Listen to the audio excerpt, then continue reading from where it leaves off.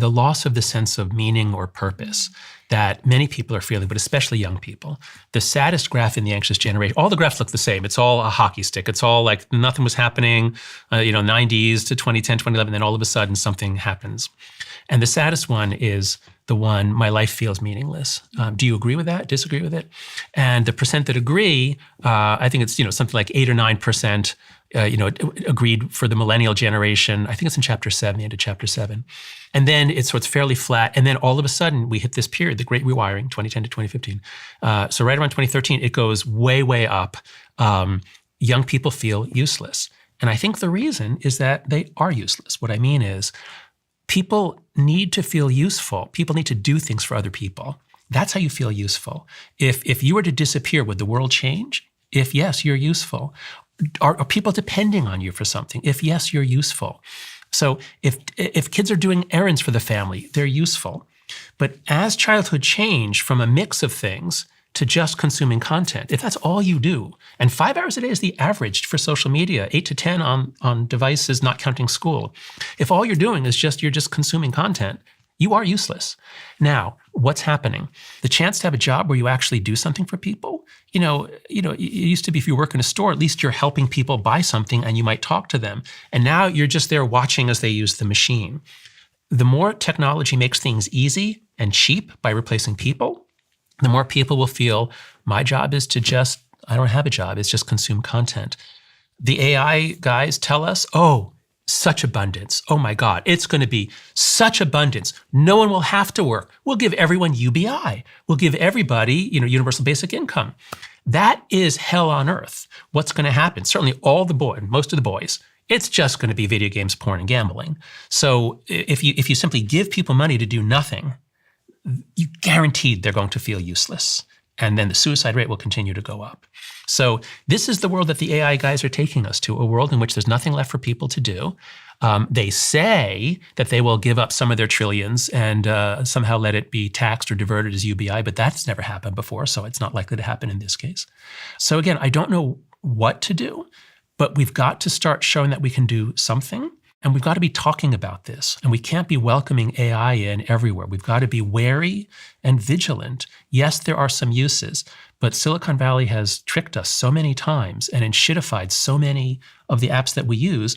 We have to expect that the same is going to happen with our beloved chatbots and our beloved ChatGPT. This graph on page 195 of your book, which is titled Life Often Feels Meaningless, and it's the graph you mentioned, I'll throw it up on the screen, is shocking. Shocking just to look at. Suddenly there's this huge spike in meaninglessness amongst high school seniors. Mm-hmm. What is it to live a meaningful life? What does that mean? Yeah. So my first book, The Happiness Hypothesis, addresses that question very directly. And the first hypothesis you might have about happiness is it comes from getting what you want. You set out a goal, you get your goal, you're happy. It's very short-lived. You're happy very briefly, and then you're on to the next thing. The more sophisticated happiness hypothesis is that happiness comes from within. And this is what the ancients tell us, East and West, Buddhist, Stoic. Don't try to make the world conform. You change yourself, accept the world the way it is. That's better. But the conclusion I came to as a modern social psychologist working in positive psychology was that the best way to say it is that happiness comes from between. What I mean by that is humans evolved as almost hive-ish creatures. We evolved in intensely social groups, never being alone, lots of gossip, lots of conflict, always intensely social.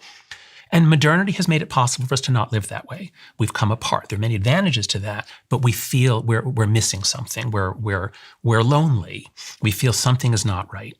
And so the conclusion I came to is that happiness comes, a sense of a full, satisfying, meaningful life comes when you get three betweens right. The relationship between yourself and others, love broadly speaking, not just romantic, but friends, family, yourself and your work. That as humans need to be productive. We need to be doing something that matters, that affects other people. and the relationship between you and something larger than yourself. We need to be part of something that endures, that part of a tradition, part of we can look to a future. What I do matters for this group or this mission, or me as an academic. I feel like I'm connected all the way back to Plato, and I hope all the way forward in time to future psychologists and future scholars.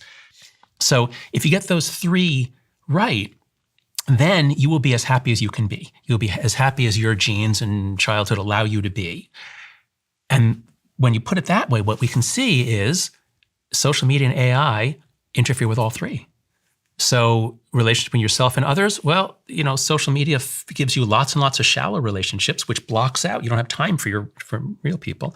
So the technology is blocking relation between ourselves and others and taking it over. Ourself and our work is going to be taken over by the machines, and it's already becoming more soulless and isolated. And then yourself and something larger than yourself. Humans have to live in a moral matrix. We co-create a set of meanings and traditions. We need a sense of history of who we are, where we came from. All that's getting shredded. Everything's just little bits. People don't read books. Imagine if all of the accumulated wisdom of humanity in books is just gone. Nobody's going to read. Young people are not reading books. It's very hard for them to read a book now because of the attention. So if we lose a sense of history, if we lose an ability to co-construct reality, then it'll be hard to imagine anything that we're connected to larger than ourselves. So I am a techno-determinist in the sense that I think it doesn't determine everything, but you have to start with the technology because that changes the ground upon which we live, the zone in which we're trying to construct meaningful lives. Start with that, and then you can see what the obstacles are. And that's why I take a much more intemperate, I guess. I'll accept the word. Because I think we don't have much time here. We have to reclaim life in the real world for our kids and for ourselves. There is no way to find a happy, meaningful life if we make the full transition to the online AI robot world. And what, in your perspective, is a meaningful life? And how does it differ from Jonathan's? I loved Jonathan's description. It was so beautiful. I have given a prescription to patients of what creates a meaningful life, and it is to live a lifetime in a day. And so that sounds like this big thing, but all it is that, when you start your day, think about 5 things that you can do in your day to create an arc of a long and meaningful life in one day. So what does that mean? Spend a little bit of time in childhood. So in wonder and play, even if it's for a few minutes, do something that brings you joy for joy's sake. Spend a little bit of time in work. We all know what that is. And for most of us, it's a lot of time. But it doesn't have to be paid work, but just something that helps you feel a sense of productivity, agency, that I can do difficult things and I can overcome. Spend a few minutes in solitude. Very important for all of the reasons that we've talked about today. Spend some time in community, so engaging with others. And then spend some time in retirement or in reflection.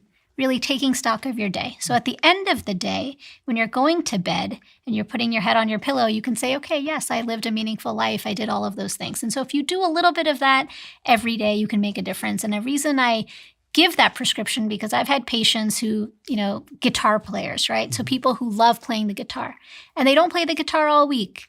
And they'll say to me, I don't see patients currently, but they've said to me, no, doc. I said, what do you like to do for fun? Oh, I like playing guitar, but I don't play it. When do you play? Oh, I don't know, once a month, once every 3 months. And I'm like, do you have a guitar at home? I have a guitar at home. Too much happening, work and family life, etc. So then I said, well, why don't you just play a guitar a little bit every day, because it's that all or nothing fallacy. It's like, if I don't have an hour to play guitar, I'm not going to do it. But the joy that it can bring you, that meaning and purpose, it's tremendous. So I think, that's what I use, live a lifetime in a day. And the reason is because there are 2 distinct, when you look at how your brain and body react to happiness, there's 2 distinct types of happiness. And so there's hedonic happiness and eudaimonic happiness. Hedonic happiness is all about what we've talked about: social media, consumption, pleasure. And the other type is eudaimonic happiness, meaning purpose, connection, community, growth-oriented activities. And so when you live a lifetime in a day, you go towards that eudaimonia, which can then help you and overcome that hedonic, because in your brain, there's something called the hedonic treadmill. And the treadmill is a thing in your brain where no matter what you do, this is like the Instagram lifestyle, right? No matter what happens, you need more of it. You need more of it. Same thing with brain rot. And that is because that you can never get enough. And it's the hedonic treadmill. But you do not have a treadmill for eudaimonic happiness. That is really beautiful. I've never heard an approach like that, but it sort of takes you, it gives you a bigger view of your day, live a lifetime in a day. If I was going to offer some specific advice, first I'll offer advice to parents. Here's the rule. So I did a really good job keeping my kids off social media, but I didn't pay enough attention to computers and everything else because it was during COVID.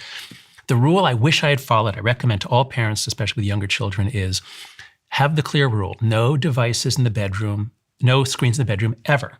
That's just our family rule. We have a TV in the living room. We have a computer. You can sometimes use those, but we never take screens into the bedroom, at least for kids. Maybe later on you'll have to relent. In middle school, they'll have so much homework they can take the laptop in. And maybe if you live in a small apartment, of course, it's difficult. But if you can afford to do that, to have that rule, that's the main rule I wish I had done in my family. And that will make everything a lot easier. Also, same thing at the dinner table. No device. We don't have screens at the dinner table. So that's a specific thing for parents to do. For everyone else, for just all adults, the advice is you have to reclaim your attention because your attention has been largely taken from you. At least a lot of it has. You have to reclaim it. And here are the 3 things that I do with my students, and you can do it very quickly, and I can just explain it. The first is you have to get your morning and evening routine right. The great majority, as soon as they open their eyes, they're on their phone, and it's the last thing, and it's everything in between. So you have to have a good morning routine. What are the first 7 things you want to do after you open your eyes? And at a certain point, you can check your phone, but it shouldn't be in the first few. Do things to set up your own day. Otherwise, your day will be taken by your phone. It'll be controlled by your phone. So you've got to reclaim your morning and your evening. That's step 1. Step 2, you have to shut off almost all notifications. Go into your notifications, look into your settings, what's giving you all the notifications. Most of my students get an alert every time they get an email. They don't understand that they have that, because they don't want to miss anything. But they don't understand that if you are always being alerted, then you miss everything else. So shut off alerts for almost everything. Obviously, Uber and Lyft you want to keep on. You want to know when the car is coming. But news outlets, everything else, get a daily email. Don't get alerts when... And then the third, as I said before, is get rid of all the slot machine apps. Whatever apps you habitually use, whatever apps you feel compulsion towards, you have to get it off your phone. And in that way, your phone is no longer a dopamine trigger that's going to always call out to you like an addictive product. Do those 3 things, you'll reclaim a lot of your attention.